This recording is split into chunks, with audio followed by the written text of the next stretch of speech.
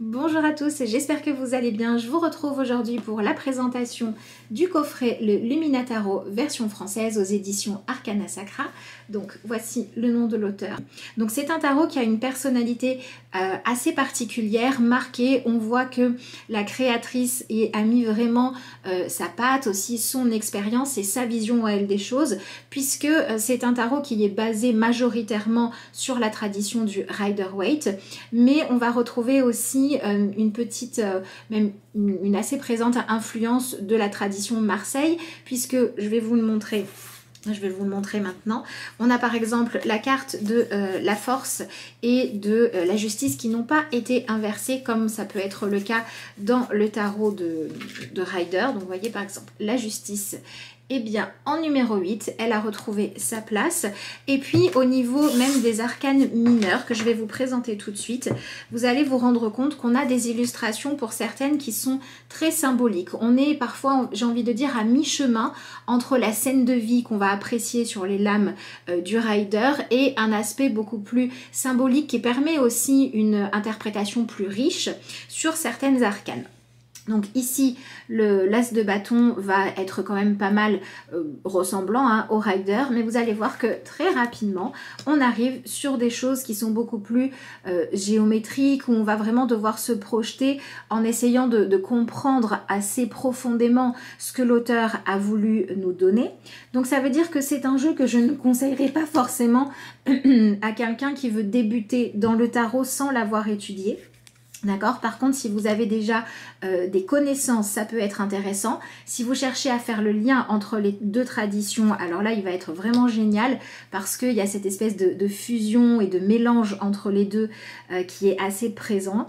Et vous allez voir aussi qu'il faut s'adapter parce qu'il y a des cartes donc où on va retrouver des illustrations qui sont un petit peu plus, entre guillemets, habituelles par rapport au Rider que d'autres où voilà, c'est vraiment très symbolique. Donc ça, c'est une question de goût.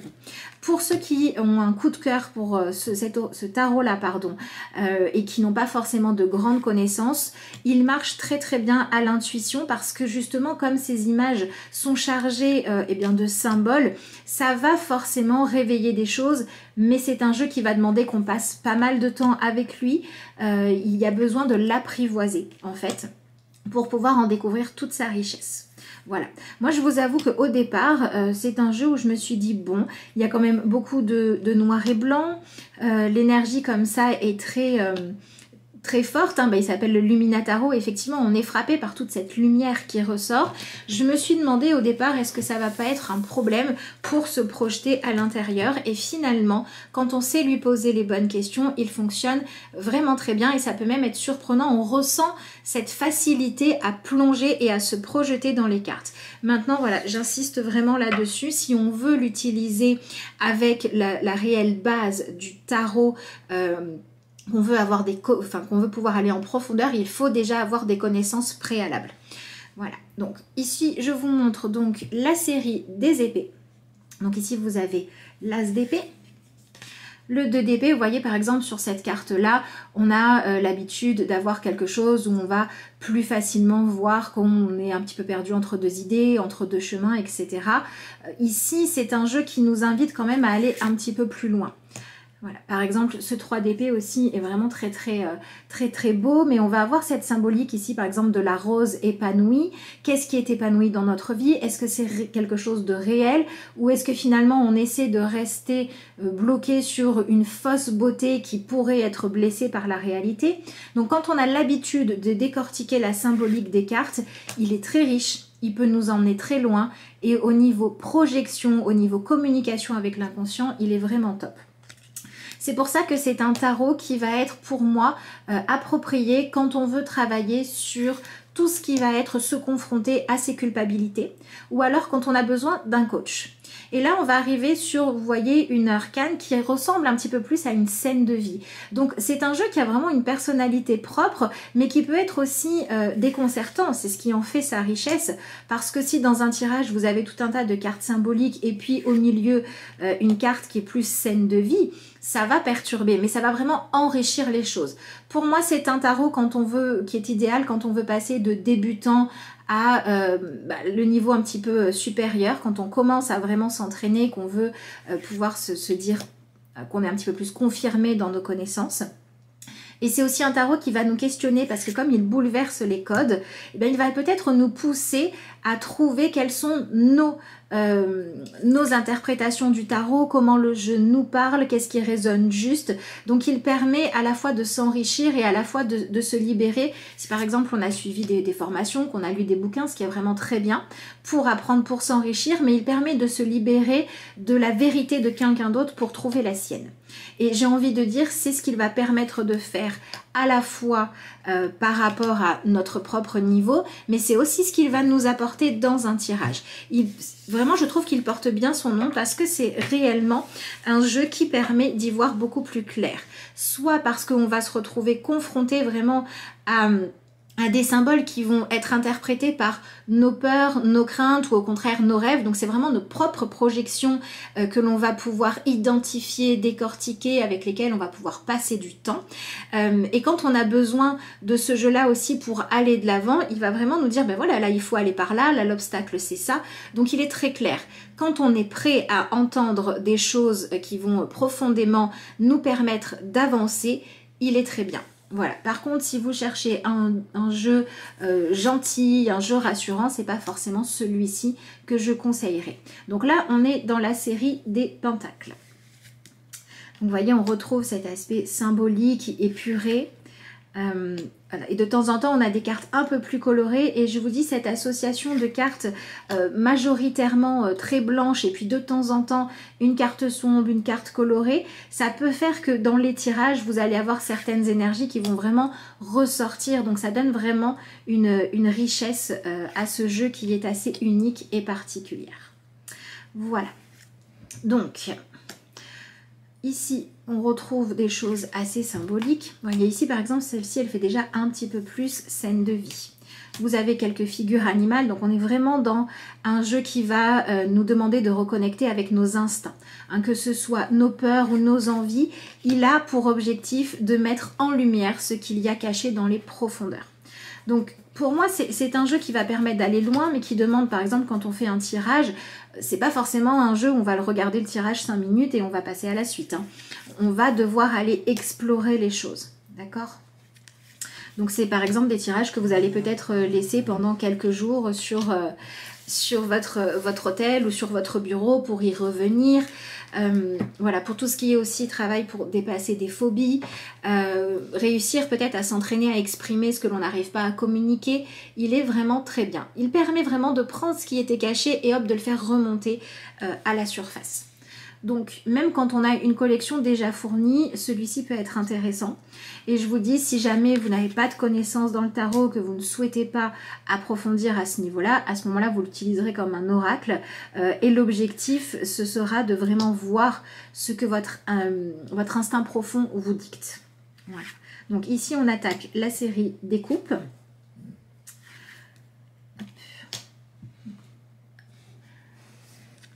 Donc voilà, c'est un jeu qui est franchement un jeu avec lequel on peut passer du temps. Donc ça c'est pareil, si vous n'êtes pas en fait en recherche de un tarot de plus, cette carte je la trouve juste magnifique. Mais alors on peut passer des heures avec cette carte. Cette carte là, ben voilà, pour vous donner un exemple de comment on peut l'utiliser, donc ici c'est le 8 de coupe, on peut très bien y projeter nos peurs. Qu'est-ce que j'ai peur de trouver au bout de ce chemin? On peut aussi faire de la visualisation pour voir quand je vais dans mes rêves, dans mes objectifs, qu'est-ce qu'il y aurait au bout de ce chemin. Donc c'est aussi une des grandes richesses de ce jeu, c'est que cet aspect assez symbolique de beaucoup de cartes fait que les lames n'ont pas franchement, et ça c'est bien, de penchant positif ou négatif. Pour beaucoup d'entre elles, elles restent neutres. Donc on va pouvoir à la fois travailler sur ce qui est de l'ordre de l'ombre, et à la fois sur ce qui est de l'ordre du potentiel à développer. Ça, c'est quelque chose que moi j'apprécie beaucoup. On va pas retrouver des cartes avec une qui va être franchement joyeuse et l'autre qui va être franchement douloureuse. Donc c'est aussi pour ça qu'il est capable de répondre et de nous permettre de nous projeter sur énormément de sujets différents. Donc ça fait aussi partie de ses grandes qualités. Donc voilà, là je vous ai montré l'ensemble des arcanes mineurs. Alors je voulais juste vous montrer d'un petit peu plus près parce que je ne sais pas si vous l'avez bien vu, mais on a bien le numéro et le nom de la série qui sont inscrits en bas des cartes. Et c'est assez agréable parce qu'ils sont présents, mais c'est fondu dans le décor de la carte. Vous voyez par exemple ici sur la carte noire, même si on va voir, ça ne vient pas gêner, ça ne vient pas faire comme quelque chose qui casse un petit peu l'image. On garde l'harmonie de la carte, et donc quand on veut faire du travail projectif, qu'on n'est pas forcément lié à la famille ou au nombre, du coup c'est vachement agréable. Ensuite, je vous montre la série des majeurs. Donc ici, je trouve qu'avec la carte du fond, le ton est bien donné, hein, puisqu'on a une carte, certes, qui est en noir et blanc, mais qui va quand même amener un petit peu de couleur, qui va quand même amener une scène de vie, mais on n'a pas non plus quelque chose de très marqué. Donc je trouve que cette carte du fond nous montre un petit peu déjà quel genre de voyage ce tarot nous invite à faire. Bon, ce que moi j'aime pas trop particulièrement, c'est le fait que le fou soit numéroté 0, mais on va retrouver, voilà, rien qu'avec ça, la différence aussi d'influence entre le Rider et le Marseille. Donc ça c'est la carte du magicien. Et on retrouve cette idée d'appel à tester des choses, etc. Pour moi, c'est un petit peu un jeu qui viendrait aussi nous titiller et nous dire mais qu'est-ce que tu veux vraiment? Qu'est-ce qui t'attire vraiment? C'est comme si on pouvait plus mentir. Il permet vraiment de faire tomber les voiles. C'est pour ça, franchement, il porte super bien son nom.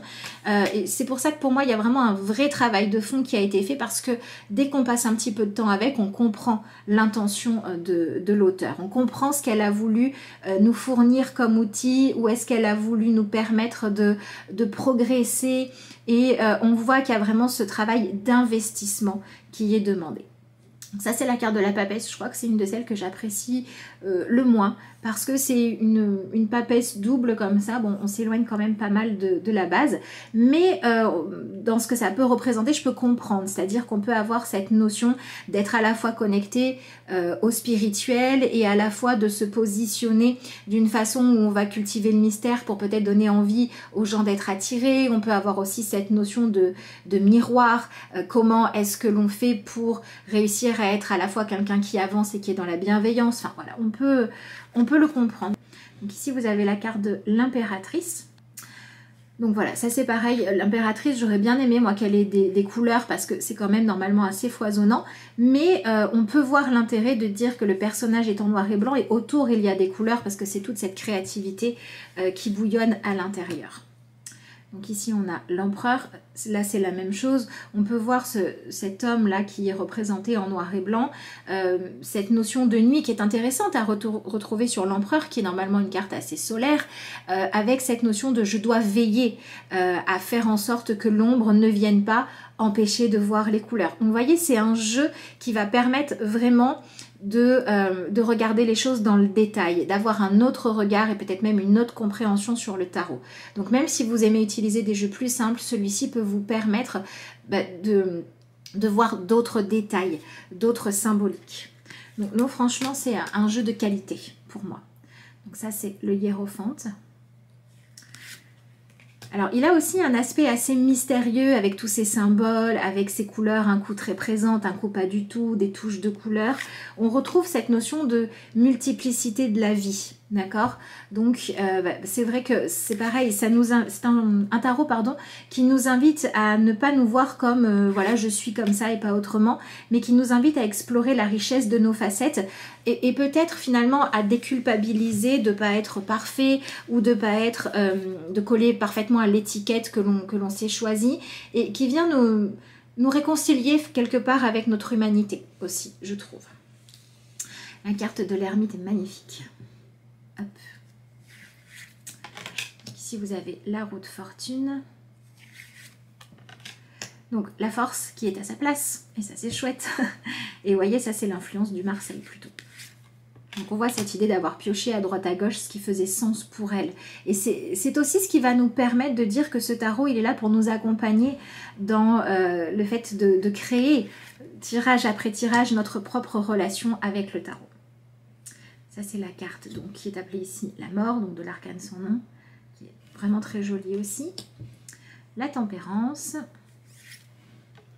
Alors, le diable, celle-ci, je la trouve un peu confuse. J'ai un peu du mal à comprendre le symbole. J'aurais aimé quelque chose d'un peu plus clair dans un jeu qui, justement, vient nous projeter énormément. Celle-ci, elle est quand même dans cette confusion. Donc, au départ, on se dit, oui, j'aurais aimé quelque chose d'autre. Je pense que la symbolique qu'on peut y voir, après chacun y verra celle qu'il veut, mais c'est celle que je vous propose en tout cas, c'est cette notion où le diable finalement continue à garder les choses un petit peu floues jusqu'à ce qu'on soit prêt à les regarder réellement comme elles sont. Donc voilà, donc, ici nous avons la carte de la tour, l'étoile. Vous voyez par exemple celle-ci, quand on est débutant, c'est pas forcément la plus simple à interpréter. La lune, le soleil, très joli aussi. On voit vraiment cette chaleur, ce pouvoir ici. C'est comme si le tarot nous disait alors comment on va faire pour que cette chaleur permette de redonner des couleurs à certaines choses, qu'est-ce qui n'a pas besoin d'en avoir, etc. Hop, le jugement. Et enfin, pour terminer, le monde. Voici le dos des cartes, qui est assez simple, assez sobre. Hein. Mais encore une fois, avec cette notion de on va bien voir jusqu'où le jeu nous emmène. Au niveau de la qualité des cartes, écoutez, rien de bien différent des coffrets Arcana Sacra. On a toujours cette super qualité. Les cartes glissent vraiment hyper bien entre elles. On a une épaisseur qui est franchement bien. Là, je trouve qu'on est vraiment dans le juste milieu. Elles sont pas trop épaisses. On n'a pas non plus, quand on réunit toutes les cartes, je vais vous montrer un deck qui est énorme, mais la qualité est au rendez-vous. On va pouvoir faire pas mal de tirages avant que ce soit abîmé. Donc voilà pour l'épaisseur du jeu que vous avez. Donc voilà, on n'a pas les tranches colorées. Après, à vous de voir si vous souhaitez le faire. Voilà, donc il y a vraiment une qualité du trait, du dessin qu'on apprécie ou non ce type de tarot. On ne peut pas enlever à l'auteur la qualité du travail qui a été fourni. Voilà, je vous montre rapidement le coffret. Donc ça c'est le devant de la boîte. Donc on a l'habitude maintenant des coffrets Arcana Sacra. Donc, avec les symboles de la lune ici, j'aime beaucoup. Il est aimanté. Hop. Avec le souci du détail, vous avez cette image-ci à l'intérieur. Vous allez retrouver comme d'habitude le petit ruban qui va nous permettre d'enlever facilement la boîte qui est normalement logée ici. Et pour ceux qui souhaitent l'enlever, et alors qu'est-ce que c'est joli, on retrouve l'illustration de l'as de coupe à l'intérieur. Donc évidemment, quand vous ouvrez votre coffret, vous avez la boîte, hop, avec évidemment les cartes de tarot qui sont à l'intérieur et le dessus de la boîte. Il me reste à vous parler du livre d'accompagnement. Donc on a un livre assez fin en papier glacé. À l'intérieur, c'est noir avec des écritures blanches. Moi j'aime bien, ça change un peu et je trouve que c'est plus agréable pour la lecture. Mais ça c'est pareil, c'est une question de goût. Donc c'est un livre où vous allez retrouver une explication en tout cas pour chacune des arcanes, et vous allez voir que les arcanes majeures et les arcanes mineures ont été traités avec la même quantité de mots. Voilà, il n'y a pas par exemple 3 pages sur les majeurs et 2 pages sur les mineurs, et j'aime bien cette idée qui dit aussi que chacune des arcanes compte et que les majeurs ne sont pas plus importantes que les mineurs. Ça c'est quelque chose que j'apprécie. Au début du livre, vous allez retrouver une petite note sur l'auteur, l'autrice et l'illustratrice. Voilà. Ensuite, il y a quelques petits conseils qui sont donnés en début de livre que je vous laisserai découvrir si vous choisissez de l'acquérir.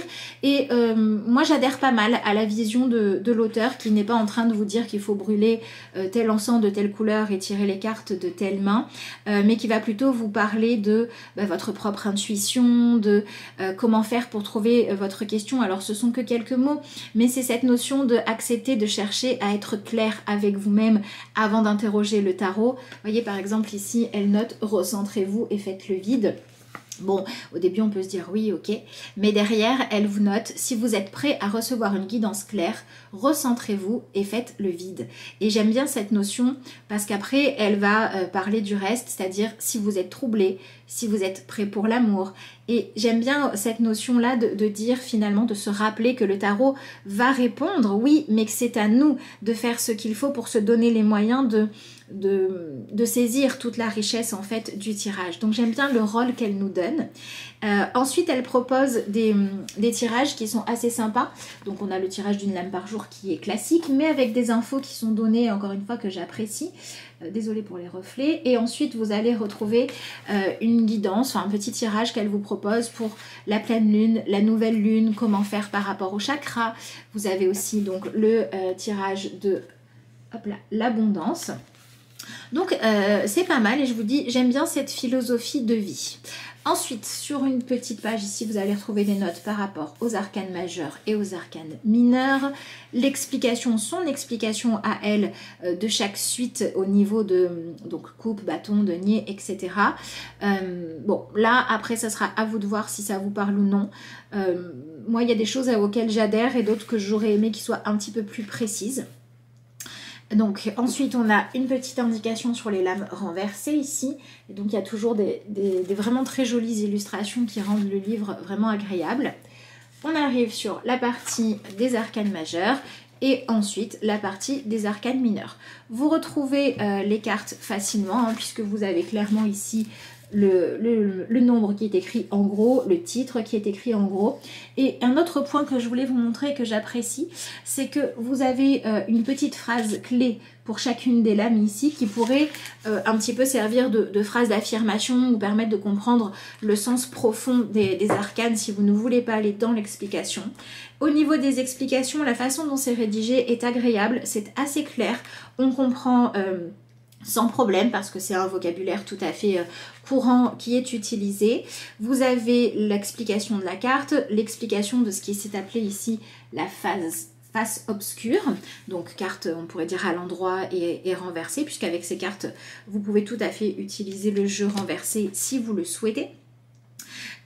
Et donc vous avez une guidance ici qui est faite pas mal dans une notion de conseil qui va donner des explications qui sont claires mais qui va aussi permettre cette ouverture en disant en gros vous pouvez quand même aller plus loin. Donc c'est pour ça que pour moi je vous dis c'est un tarot qui est vraiment hyper riche, hyper intéressant, qui si on est confirmé, si on connaît le tarot, si on est en cours d'apprentissage va pouvoir apporter vraiment un autre regard, une nouvelle façon d'interpréter certains symboles. Il va permettre aussi de porter attention à des facettes du tarot qui ne sont pas forcément toujours celles qui sont mises les plus en avant. Donc en ça, il est enrichissant. Maintenant, c'est pas forcément le tarot que je conseillerais en premier tarot, ce qui n'empêche pas de l'utiliser comme un oracle de projection intuitive si jamais c'est ça qui vous intéresse. Voilà tout ce que je pouvais vous dire par rapport à ce magnifique jeu. N'hésitez pas à me dire dans les commentaires si cette présentation vous a plu, si vous l'avez, s'il vous plaît, ce qui vous intéresse pas, etc. À partager la vidéo, à vous abonner pour me soutenir. Et puis moi, je vous remercie et puis je vous retrouve bientôt pour de nouvelles aventures.